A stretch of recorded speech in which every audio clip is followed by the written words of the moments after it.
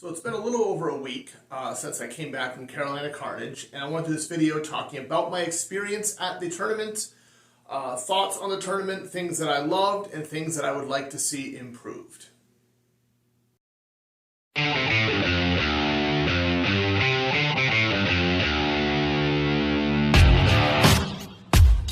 Alright, so let's talk about the tournament. Carolina Carnage, the largest Blue-Hurt Armored Combat tournament in the U.S., is my understanding. I can't think of a bigger one. It seems like the largest to me. One of the largest in the world, honestly.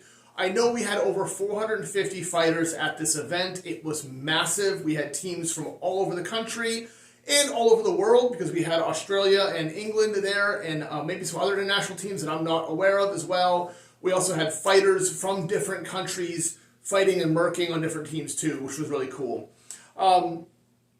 So this was the first time I've been to Carnage since 2020. We had COVID obviously shut things down for a while. I missed a tournament or even two, I don't remember, due to just scheduling and things like that. So it's really good to be back here. Carolina Carnage in 2020 was one of my first big tournaments. I'd only done a couple travel tournaments at that point. So it was really cool, and I was been kind of newly fighting with the Executioners at that point. Wasn't even considering myself to be fully on the team so much as just someone who got to fight with them. So first I've gone back. Let's talk about how this tournament was set up. This is not going to be a video of fights. I'm still waiting for that the video footage to be released in files that we can use. They had a really cool professional team running this, and they're going to be forms to release and use the footage, unlike most tournaments where I can just take the videos, and I want to be respectful of that because of all the work that was put in. But let's talk about the format. So the tournament essentially ran over 3 days, Friday, Saturday, Sunday. Friday was all of duels and pro fights, so all the one-on-one type stuff. Saturday and Sunday were the melee tournaments. I did not and do not generally participate in any kind of duels or pro fights when I'm doing a melee tournament. That's kind of my own mindset. There's no real rule or reason for that. I just prefer to be a team fighter if I'm going to go to a tournament or go to a pro fight tournament and just do that. But we did have Ringo on our team was fighting in duels and pro fights. We had lots of people from the New England region. We had Colby from Vermont, I know, was fighting longsword. So it was just cool to be there. I was around in and out on Friday, helping support my teammates and also just checking things out. The event was great. It was so good to see so many of you and so many people that I don't get to see often, or I talked a little bit online. People came up to me, talk to me all the time, introduce themselves to me if they've seen some of these video content or people I just haven't seen in a while. So it was really cool to be able to do that. So that was Friday. Saturday was the tournament itself. I'll be throwing photos in and out here, overlaying me of just what I have, but like I said, no video for this one. So Saturday was the 5-on-5s tournament, the women's tournament, the men's tournament. The women's just took Saturday. The men's was a 2-day tournament because there were so many men's teams, and we actually had, for the first time I'm aware of, divisions, right? We had a Tier 1 division, and we had like what they call a silver division, or a tier gold and silver, tier 1, tier 2, I don't really know, but they had 2 divisions, which was really cool because a lot of times you go to these tournaments, Al fighting is where it shows up. You might have a team that's just getting started versus a team that's as established as Dominus or the Executioners or the Warlords or whatever, right? So they have to fight each other, and that just isn't always a great experience for anybody. It's nice to have an easy win sometimes, but I want to challenge myself too, and I want the new teams not to be discouraged if they're fighting an established, structured team. So they had the 2 divisions, which was really cool. I fought in the Tier 1 division, so I really can only speak to that tournament experience myself. I also got to watch a fair number of the women's fights because they were in the same list as us. They were rotating men and women's in our list. The other list, the other ring arena, was just for the silver bracket because there were so many teams in that. I think there were 24 maybe. Don't get me wrong on the count. Someone can correct me. And in the men's division there was just 10 in the Tier 1. And I think 9 women's teams, were fighting. So huge tournament for this, for 5s, right? The experience was awesome. It was the hardest fights I have ever done, flat out. Because, again, there was no break in the level of talent in Tier 1. There was no team that was new. There was no team that was, beginning or just getting started. It was all the top that we have in the U.S. and some international teams. The North Wolves from England were there. They did a fantastic job. The Aussie Berserkers Really surprised everyone. I thought they were going to be a little bit easier, and we did beat them, but like we kind of had the feeling that like they didn't know what they were getting into, and they did a great job. I mean, there wasn't a team that you thought you were like, oh, this is a cakewalk. It just didn't happen. I in particular had a very rough tournament. I did not fight up to a standard that I feel good about. My team did. They did a fantastic job of saving me essentially, but I think I underperformed, and I think I paid the price for it. Both in I think we could have fought better and possibly taken a couple extra rounds if I'd done better with it. And also, I got hurt pretty good in this one. So I spent a lot of time in bad positions with my head and my neck getting cranked on, and I have torn/pulled a bunch of stuff in my neck that I'm seeing doctors and chiropractors for. I'll be fine, but it's going to limit me at least for a couple weeks as I've gotten back and with training and things like that, which is unfortunate. But that's also the cost of fighting at a higher level, at more aggressive and technical and talented fighters. There were, you make a mistake, you paid for it. I paid for a few of them. Didn't get chopped up or hit too bad. I took some bad shots from one of the war pigs in one of the rounds, but nothing like, it's fine, I'm just bruised up. But it was really just the fact that I was fighting for disadvantage because I was doing dumb stuff. I kept giving people my head in bad positions. I kept making mistakes in 2-on-1 situations, and it just caused me a lot of grief in the list. What I can say as a positive for me is I fought through a lot of it, and I fought through a significant amount of pain, and I continued to fight into day 2 when I maybe shouldn't have.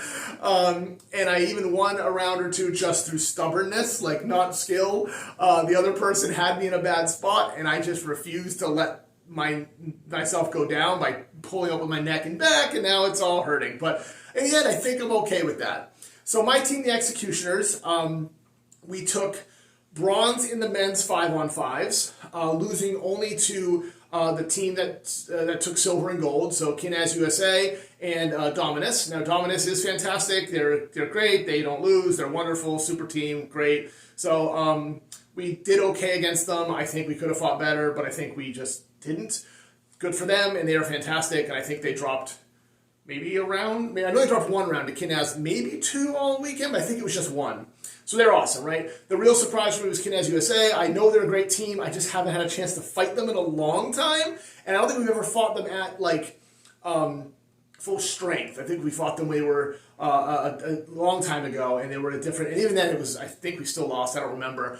But it was a different Executioner team, different Kinaz. They were awesome. They were very technically great. They were... we could have done better. They were first fight of the tournament.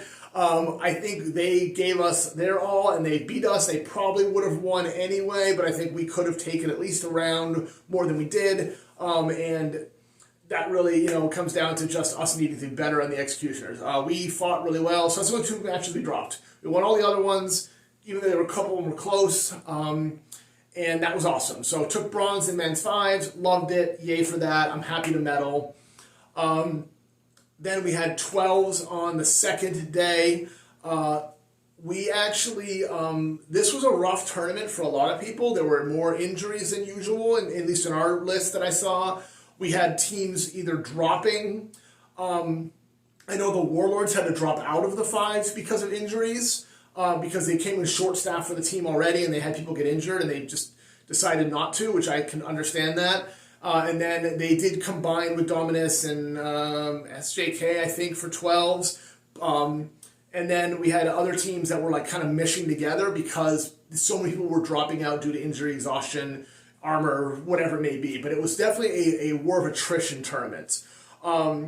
We actually had the honor in one of our final matches with 12s that Kinaz decided to not fight us. They'd already obviously beat us in the 5s, but in the 12s, they took a knee due to the fact that they were injured and had really rough fights between them and Dominus in the 12s, which, if you watch those, man, that chopping was brutal. There was a lot of swings and a lot of hard hits. So I think attrition played a toll over 3 days of fighting. You got to remember, some fighters did duels, pro fights, men's 5s, and men's 12s. They put themselves through a lot. And sometimes, injuries happen. I know on Warlords, Cyrus may have broken an arm or did break an arm. Either way, he's in a sling and he's out for a while. I know that. I know Ryan Coombs, who's a good friend of mine, got 3 ribs broken fighting. He fights for Canada. And I can think of a couple other bad injuries that happened. Like I said, I'm all messed up. It was a tough tournament. So I think the level of competition of fighting was really high in the Tier 1 division. That was cool. That was awesome. But we took silver in 12s. We took bronze in 5s for the executioners, which I'm super happy about. Women's tournament, which I got to see a fair amount of because, again, they were in the same list, and because we had our New England team, the Banshees, fighting there, and they took bronze as well in the women's 5s, and I'm super impressed with that team because they have just kind of come together. They've got a few veteran fighters, but really pulling themselves together, and they fought awesome. Probably some of the best I've seen New England women team fight in a long time, and really got a lot of potential, so I'm super happy for them. They took bronze. They did an excellent job. I think the Mythics took gold, but if I'm wrong, please correct me again. There was a lot going on, and I was really paying attention to my own space for the fights. The really exciting stuff was in the other list, and I only know this because the crowd and the fans were cheering a lot. So in the silver bracket, from what I could see walking through this, it was just mayhem over there. Like, it was just a whirlwind of fights and people running all over the place and big hits and big checks, and everyone seemed to have a really good time in that division. Where our division, it seemed like we were fighting really hard. It was just really hard. Like, it was just a lot more technical, grindy. Over there, I was like, kind of wanted to be like, man, I want to go over there and just run around a bunch more and maybe have some more fun. But it seemed that everyone I talked to from the silver division loved it. They had a fantastic time as well. High level of competition. Again, I don't have the results because that's not what I'm here for. It's talking about my experience on it. I know that our friend team, who a lot of our fighters kind of are training with regionally, the Pale Horse, they did a fantastic job. And I saw some good stuff from them, so I'm excited to see where they go if they continue to develop. Just a really cool event. So that was kind of the whole event. It was massive as far as 2 full lists running at all times, lots of teams. Organization-wise, let's talk about that. At the event, I think it was the best organized event I've seen as far as schedule, as far as keeping people up to date, as far as having space for fighters. Everyone had their own table preset. And they actually made these awesome capes for us with everybody's team logo on it, which was really cool. And so you had your own table, you had a cape, and you could wear the cape if you wanted to. Some teams did, and I think ours just laid on the table for the executioners. I think we were too lazy to do anything with it until after the fights. But they were awesome. So we had plenty of space. There was food there, which was awesome. I will ask that in the future, the food room be labeled a little bit better because fighters are dumb when they're in fight mode and they're exhausted. And like, I didn't even know where it was for a while. Maybe that's just me, but I think that could have been something. There was a full-time armorer team there, a blacksmith team. They were amazing. They helped fix a bunch of gear for our team and the women's team for New England, but also a bunch of teams. They were super efficient and they were great. Like we got there Friday, we had a shoulder that had basically dry rotted one of the straps off. Someone didn't realize it. Brought it to them and they were like, when are you fighting? When do you need? We didn't need until next day. They fixed it, delivered it to our table for us. It was so cool, and it was so cool to have that there because one of the big things when you have a tournament that's this long over 3 days is things will break, and like you don't want anyone to miss fighting because they can't get a rivet fixed or something like that. On day 2 for me, at the end of the 5s, I actually had 2 rivets snap on my gauntlet, and my thumb kind of fell off. And they were able to like immediately fix it and get me back in within like minutes. It was amazing how quick they were, and I really appreciate having an armor there. So armor was good, food was good, space was good, schedule was as good as you're going to get with this many teams and things shuffled around and people getting injured, teams dropping. Real good handling that. The only complaint I have on the organization at the event was like, I wish the PA was clearer. You could not hear the announcer when you were down in the field sitting in like your pit area. There's just too much noise with it, and the way that echo, you just get and that's what you hear. And I don't think it was anyone's fault. I just wish there was a clearer way of doing that. I don't have a solution, but that's what I put out there. So as far as that's that, so that's the organization of the event. As far as the fights and the teams and the camaraderie and the no issues that I saw. Every team was working together and talking to each other, and like there was no rivalry feelings and in a negative sense. There was very little complaining that I saw, so I thought that was great. Love that. I love when teams just show up, fight hard. If you win, you win. If you lose, you lose. That's the end of it, right? We had a weird round with the North Wolves where They called stop fight, the refs, before it was actually a 3-on-1, and right as they called stop fight, the other two guys went down, making it a 3-on-1 in my corner. So they actually pulled those guys up and reset the fight, and everyone was confused. We were confused, the English team was confused, but what was cool was everyone just kind of waited, listened, the refs explained it, put us back in our spot. We just did the rest of the fight. There was no getting upset. No one's bitching about stuff. I just like that when people are there to fight and they realize that there's going to be some confusion, but we're just going to work through it. So the fighters, fantastic. Marshals. So the marshals, I think in general, really good job. They were very consistent. I can say that. I think that they came with a positive approach, positive conversation with fighters from my experience. They were open to, if you had a question, you can ask them, like, all cool. The only issues I have at all with the marshaling was there was some inconsistency on approving weapons, especially like falchions with D-ring handguards. For some reason, some marshals would be like, yep, you can have these, and some would say, no, you can't unless you have a 15th century kit. I'm unaware of any rules, and maybe someone can show me if I am, that weapons have to match a kit, because weapons can get swapped during fights too, so it was very weird. I've never heard of that, and maybe I'm wrong. I don't do a lot of international fights, but I went through a lot of the rules to make sure my gear was prepped for this and never saw anything on that. So that was just a weird little nuance thing, but then other marshals would pass the weapons, so I don't really know. That was just strange. Minor complaint, minor nuance, not a big deal. The only actual complaint I have is that there were a lot of neck strikes landed in this tournament in the Tier 1 list, especially in the 12s. I didn't see any intentional. I'm not blaming the fighters. I'm not saying anyone did it on purpose, but there were a few that were repetitive based on like positioning, and I worry about safety in that place, right? Especially with, in this league, the league we're in, it's supposed to be the bottom third of your helmet is neck, right? So like you're supposed to be even more stringent with neck strikes than other leagues. And like I would have liked to see more of those called. These weren't fights I was in, so I don't even care about the outcome and the winner or anything like that. It was just like I was watching going, oh, hope that guy's not hurt. And I just want to make sure that. They did a great job checking for neck protection, making sure everyone was geared up and safe, but you just want to limit those. And I think there could be some teaching on that as far as like if you see it, call it. Like it's going to happen. Maybe if you want to, I think it's going to be a yellow card, maybe give a warning and then a yellow card, but I saw no conversations about it. And I just think that's something we have to be aware of. So that was the only complaint with the marshalling. The rest of it seemed really good in general to me, pretty clear. As far as it's ever going to be at an event like this where it's complete mayhem. As we talked about the arena itself, the fighting itself, the marshalling itself, live stream, right? So this is something I really want to talk about because I think this is a differentiator. This was the best live stream I've ever seen for this sport in the U.S. It's one of the best I've ever seen, including some of the big international events. I think what made it for me was the camera work was really good for what we have, right? So we had it seemed like a professional live stream team there from what I was told, who really know what they're doing with this versus, a bunch of fighters and fans who have cameras and want to do it and do the best they can. So it was really cool. But the commentators also generally understood what teams were out there and could talk about them and could bring you into the sport and could help you watch it.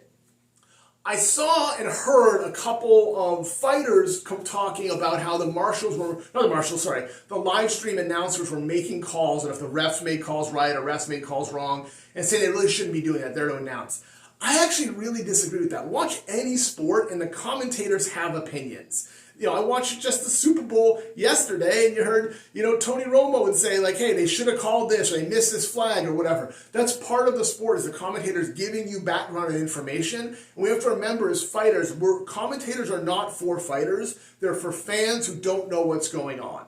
Right? They have to explain the rules repetitively, have to explain when something happens. They have to disagree with something. Because if a ref does miss a call, marshal misses a call, and it's pretty blatant, the fan's going to go, oh, maybe I don't get the rule. And the announcer was going to say, hey, well, they really should have called this. Looks like they missed it. Okay, I get it. I understand what's happening.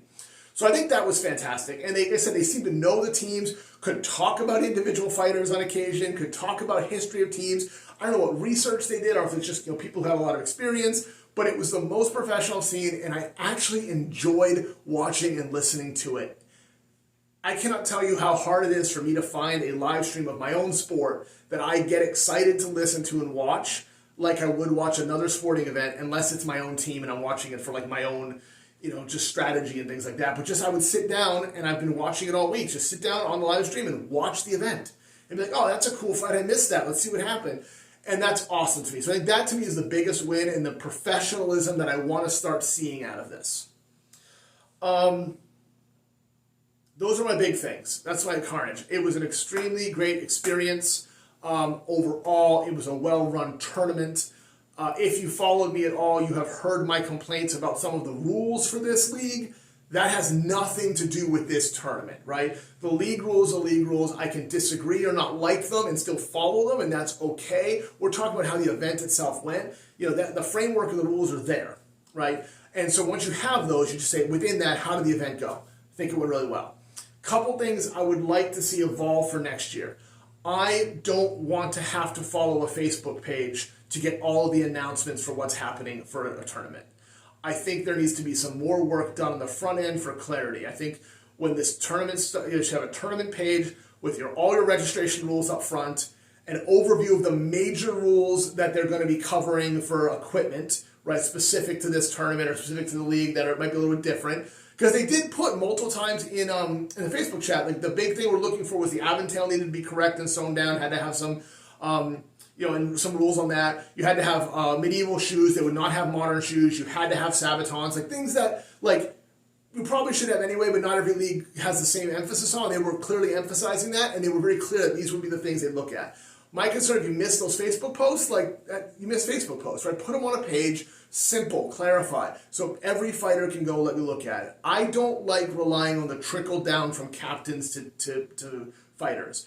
I don't like it, one, because I think it causes a disparity between captains who are super involved in this and maybe part of things versus smaller teams that are trying to get started and trying to be involved. And also, if you're a merc, you're fighting on a different team, do you know if you got the information? I just want clarity. I think that's something we could do ahead of the tournament in a simpler form to make things easier for everybody.